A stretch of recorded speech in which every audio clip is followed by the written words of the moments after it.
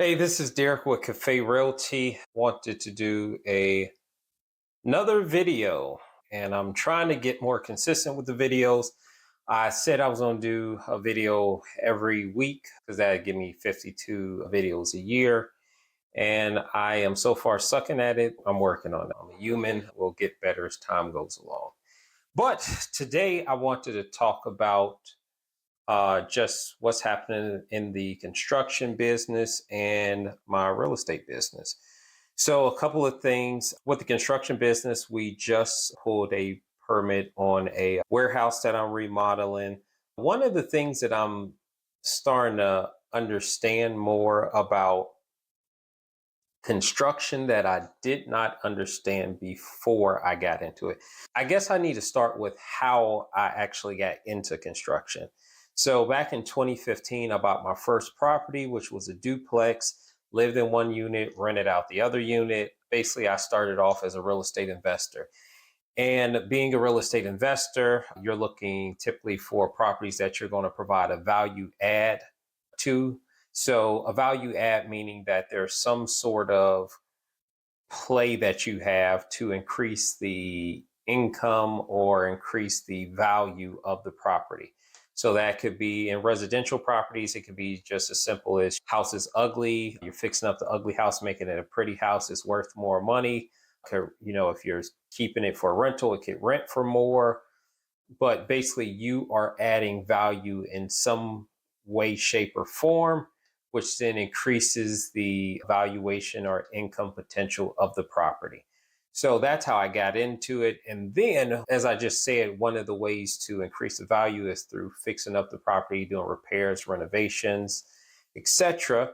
Yeah, that's how I got started. I had heard plenty of horror stories back then. I'm like paying attention to Bigger Pockets podcasts, wanted to learn the construction side of things because I knew I really couldn't trust contractors too much. You just hear all these horror stories about how contractors do people dirty, and I did not want that to happen to me. So I decided to learn it myself. This will play out a little bit more like how that mindset actually kind of is hurting me now in my business today. The mindset of, hey, you can't find any, or nobody will do it better than I can do it, which is something that can hurt you in a construction business when you're trying to grow a construction business. But that's what got me into the construction aspect of it. So I started in construction, working on my own properties, buying properties that needed renovations, cosmetic first, and then later on full gut renovations. And I was a student of YouTube University. How to frame, how to install windows, how to install siding, how to install drywall, how to install cabinets, how to do X, Y, and Z. I'm Googling it and looking at articles talking about the subjects, and then I'm looking at various videos to see different contractors and DIYers and how they are doing things, and then basically come up with my own best practices from the various videos that I'm watching. That's how I got into construction initially. It was just fixing up my own properties. And then I really liked it. I got really good at it. I did my first new construction accessory structure behind my duplex in Cobb County. And it had plumbing, electrical, HVAC that gave me the experience that I needed to understand how to build from the ground up. And yeah, that's how I got into the construction end of things.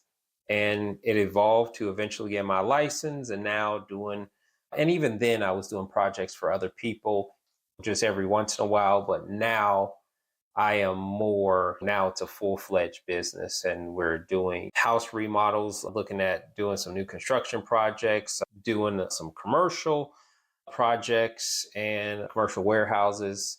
And yeah, it's evolved. But going back to what I wanted to point out, and one of the things I wasn't as aware of, being a person who got into construction from a very hands-on perspective. Doing construction is really not about like your ability to know to do the work. Like, it helps, but it also hurts you. one of the things I'm finding out is that I'm becoming a bottleneck in my business. If you're not familiar with the bottleneck concept, it's just basically where things slow down. So I'm getting enough leads because I'm a real estate broker and I'm an investor and have been part of an investor community.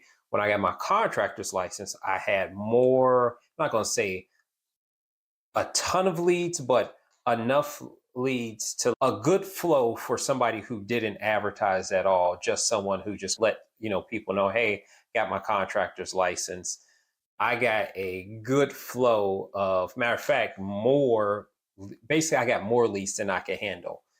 And where I'm becoming the bottleneck, meaning where everything slows down, is because in order to continue to be a contractor, you have to generate profit. Now, I know for many people, like, okay, yeah, obviously, but you don't understand when you are a contractor. A lot of times there are so many unknowns that, like, you could give out a price, but you truthfully don't know if that price is going to be the price. You're hoping that you could get it done for underneath that price, but you just truthfully, you don't know. And like my first bid that I put out, I had said that I underbid. And thankfully, because I know how to do the work, I did it. And from a perspective of being a subcontractor and physically doing the work, it was profitable for me. But from a perspective of a GC, if I paid somebody to do that job, I wouldn't have made money, or I would have made a just a little money. And then here's the thing: you have the risk associated with the job because you're typically providing a warranty on the work. And so if anything goes wrong, you have to be able to pay a sub potentially go back out. Now, I say this meaning some people might think, why don't you get the original sub? I also have to think, what if that original sub, for whatever reason, they're like, I'm not going out, or it's not included, or they just ghost you? Then you still have to make things right with your client. So you have to be able to pay to get somebody else out there to fix their mistake if something happened. First job, like I said, definitely underbid. Second job, I am close to, I'll say better, but definitely not what I expected because I have an expected profit that I'm looking for. And what I'm saying of whether it's underbid or correctly bid is, did I reach the profit that I was expecting on this project, considering the time risks associated with the job? And so estimating becomes such an important thing. And then I've had projects where, boom, absolutely just killed it on the budget. I expected it to take longer. I expected to have to use more resources, but thankfully, due to the stars aligning or things going my way, bam, really profitable projects. And so it's like you need absolutely profitable projects each and every time, and you can't be hoping that a profitable project is going to help pay for multitudes of projects where you barely break even or you lose money on a project. So you have to be very certain about the estimate, and basically I become the bottleneck because estimating takes time. It's a lot. It's to get the subs to know, because there's no project, at least currently. I'm being very opportunistic with my approach. So I'm not saying I only do X, Y, and Z. I'm like, what's out there for me to try? I got a commercial warehouse remodel. And I got that warehouse remodel because they called me up and I was like, okay, I'm not so flush with business that I could I'm just turning people down. But I am being more, what's the word? I'm being more choosy with how I do business, simply because there's so many people who even want to kick the tires. They just give me a quote on a property. Hey, I'm looking at a property. I just want to know how much it may cost to do X, Y, and Z. And they're not under contract with the property. They don't own the property. Really, nowadays, I went real quick from like free estimates to for almost anybody to very quickly moving down to, if you do not own the product, sorry, if you do not own the house or the property, there is no such thing as a free estimate. And then at maybe some point in the future, I maybe do it where I charge for bids. But right now, as long as the person owns a property, I will provide a free estimate. But there's so many tire kickers out there that it just doesn't make sense for me to go out, provide all this time trying to come up with an estimate, looking up the cost of materials, dealing with finding the subs to work the various jobs, because it could be everything from demo jobs to new construction to commercial to more handyman type to cosmetic renovations to it's all over the place. Each estimate takes me a while because the scopes of work are so varied. I haven't narrowed down to this is my client, this is what I specialize in. Right now I'm filling it out and just seeing like what works best for me. But once again, going back to about the GC thing, the one of the things I'm realizing is that I really have to build out my subcontractor network. It's really more about like you being a good delegation person, you being a good coordinator of people and resources. That is what I'm learning more being a GC is about than what I thought it was. Initially, what I was thinking was I was going to go out there with my crew. I was going to have me and a guy, and we're going to go out and do jobs. And almost instantly, I learned that is not a business model that is going to be successful for me. Why won't it be successful? Because there's so much work out there that you will I won't have time. First of all, I have a real estate brokerage to run. I just picked up a new listing in Mableton, 4.5 acres at 6001 Hickory Trail in Mableton, Georgia, which I'm still working on getting the listing up and running and getting all the marketing and materials out there for that property. I have properties that are currently on the market. I have people who are asking me for estimates for various projects that are starting at different times and just getting that set up. I'm still trying to build my subcontractor network because for the longest time I've always had my plumbing, electrical, and HVAC guys since almost like the beginning of me starting. But when it comes to a lot of things such as like flooring installation, drywall installation, framing, siding, window installation, I was the guy who did it because a lot of times the properties I working on were properties that I own.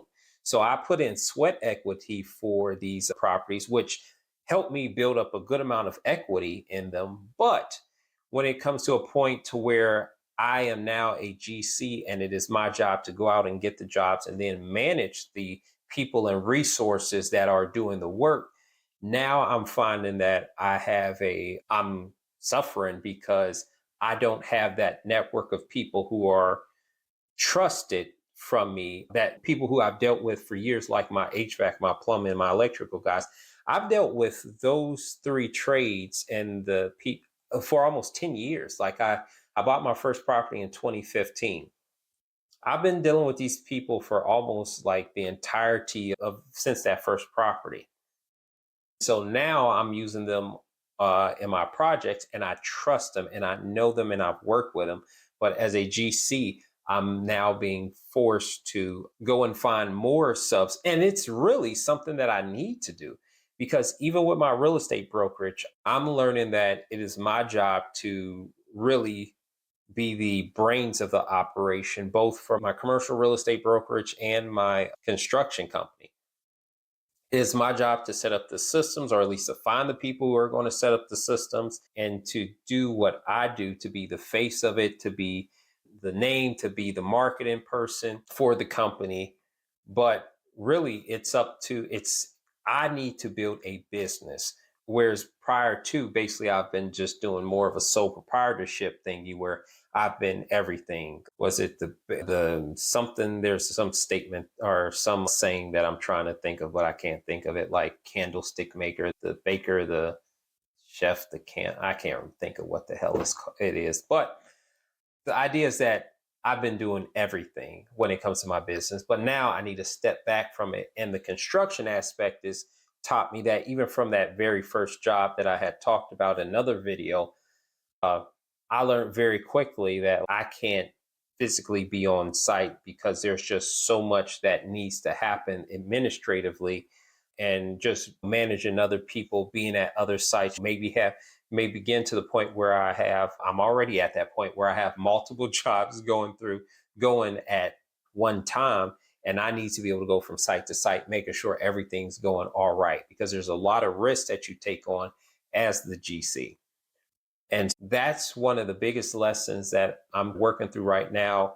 Just getting comfortable with delegation, getting understanding that as the GC, it is my job to manage people and resources in order to come up with a product which typically people are going to live, work, or play in. And once you get that mindset of that is your job as a GC, it's not to physically be hammering, to operating the hammer, operating the excavator, operating this. Although I really do like that stuff, and I still will probably do it on my own personal projects.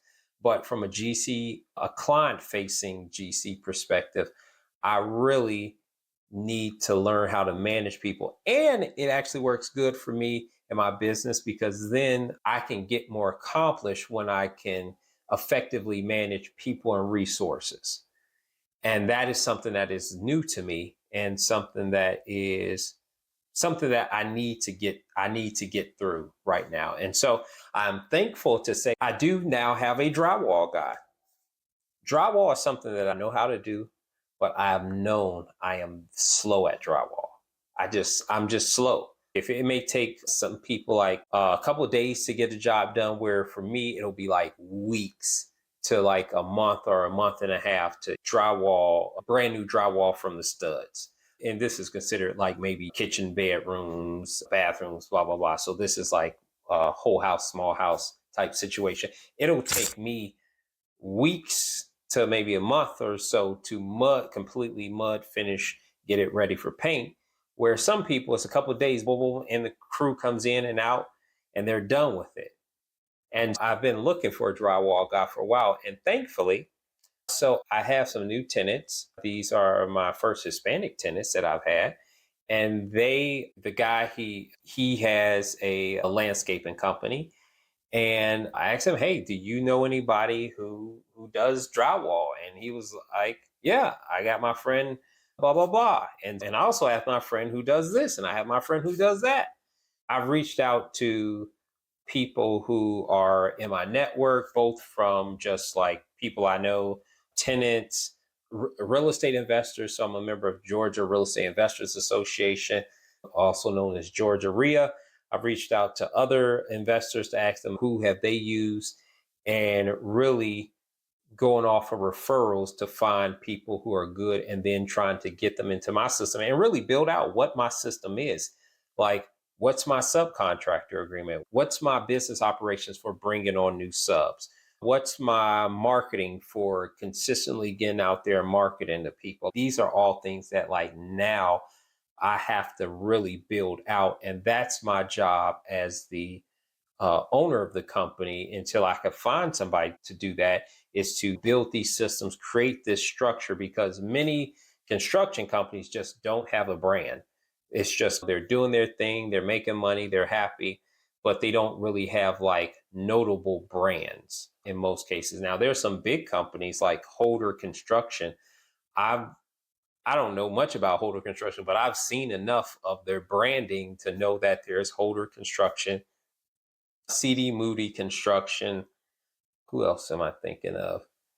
But these are also like companies that are doing 80 million, 100 million in annual revenue.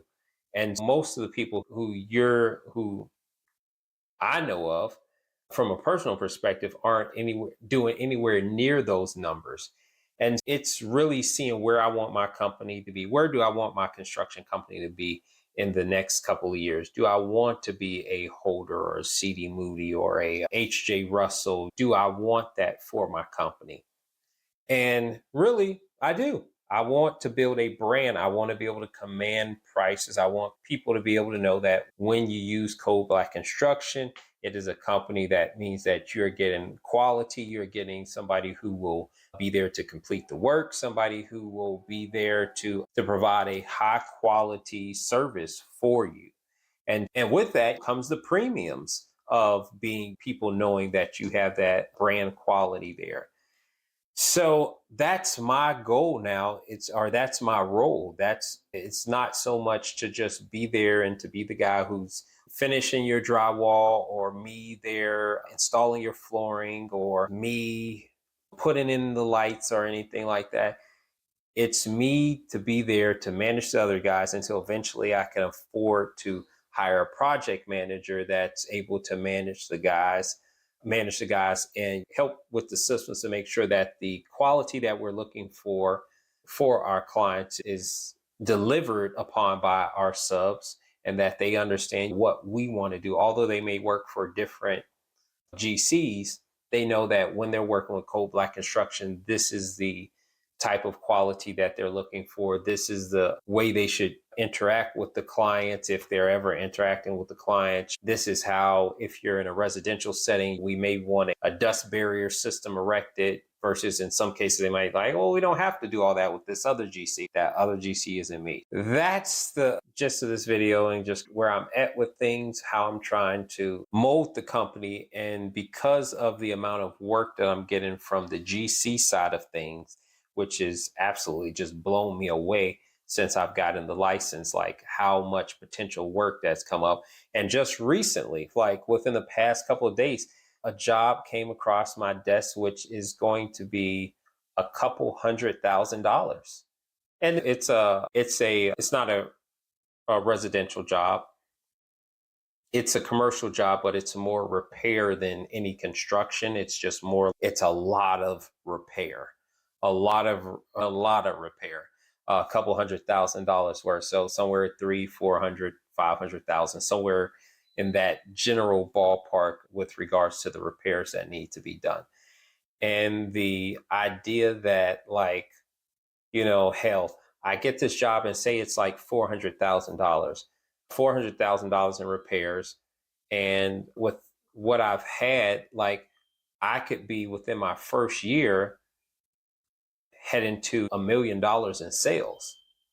And that would be like just utterly like mind blowing to me, that, wow, you brought in $1 million in sales. Now, with inflation, it's not as impressive as it once was because things just cost more. But to have $1 million sales is a big thing to me, especially if half of it could come from one job that isn't even a very extensive job, but not a job that should probably, base off everything, once all like architectural plans and stuff is ordered, truthfully, no, it'll probably be like 3 to 6 months, because there's stuff that would have to be special ordered. Some things would be able to be done immediately, but some things would be special ordered, and depending on what's going on with the ports and tariffs and whatnot, how fast we'd be able to get certain items in, that may become an issue. But it's just not a like very complex. It's not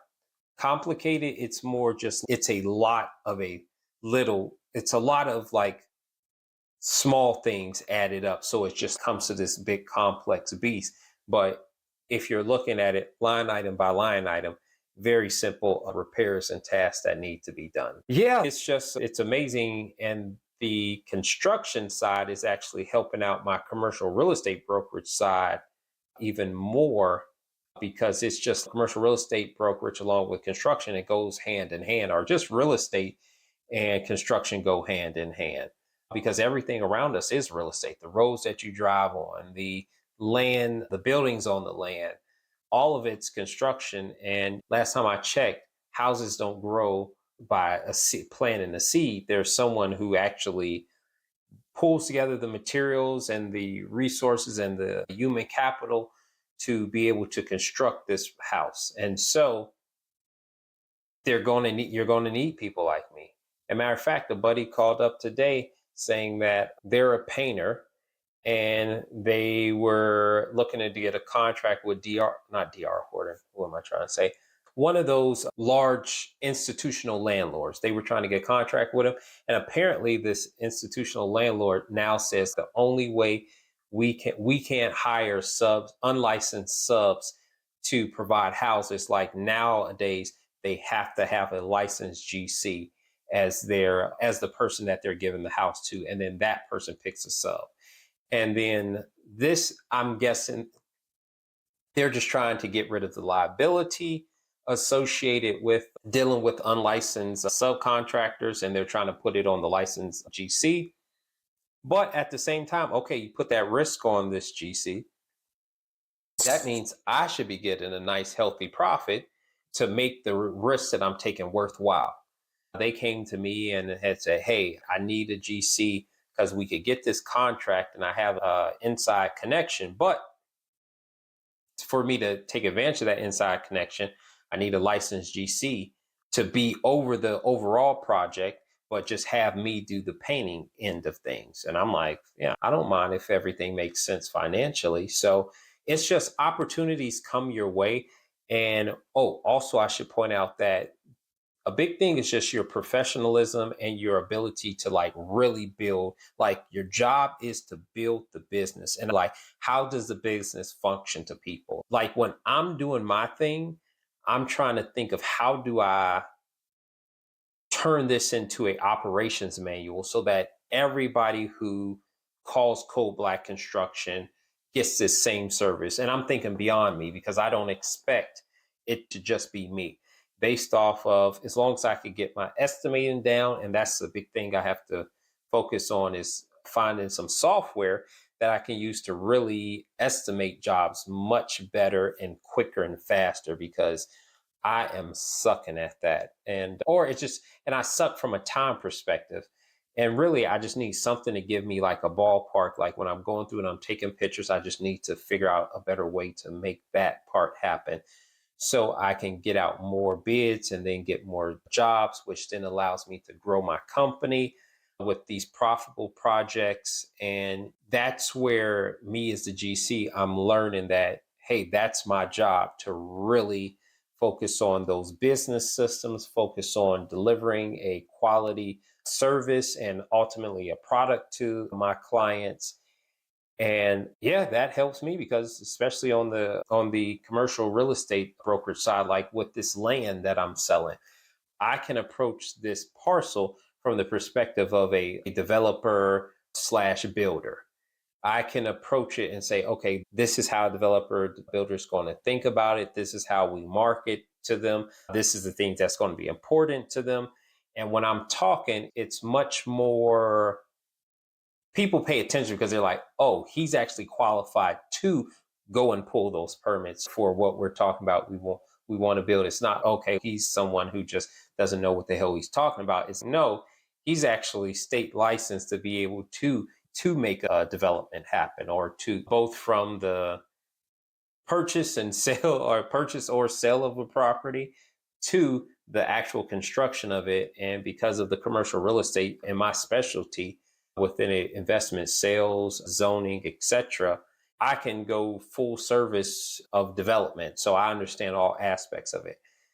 And then eventually there's a lot of crossover, because if my construction company's doing well and I can hire people on the construction side from the office administrative side, then that they could also do double duty for the real estate brokerage side. Although there's little rules that have to be done as far as who you can hire, what roles they can play depending on what they're doing. But either way, there's a lot of synergy between the two different businesses, my real estate brokerage, Cafe Realty, and my construction company, Code Black Construction. And overall, all of that helps out to funnel money into my development business, which allows me to get more rental properties, more commercial properties, and to build that passive side of the business too. Yeah, so I think I'll wrap up right now simply because I've been rambling long enough. Like I said, I do want to talk more about what's going on in my business. I want to talk about just life in general, how things are going. Like, it's tough out here with everything that's going on with the at the federal government level, inflation, tariffs, just the uncertainty that's going on in life currently. And it's affecting me, it's affecting a lot of people, and just trying to provide solutions. Because that's even one of the big things I think about as a real estate developer. How do I provide solutions that will allow other people to get on the property ladder? How do we work zoning, and how do we alter zoning? How do we provide opportunities for, like, for me, I'm thinking, like, I'm 42 today.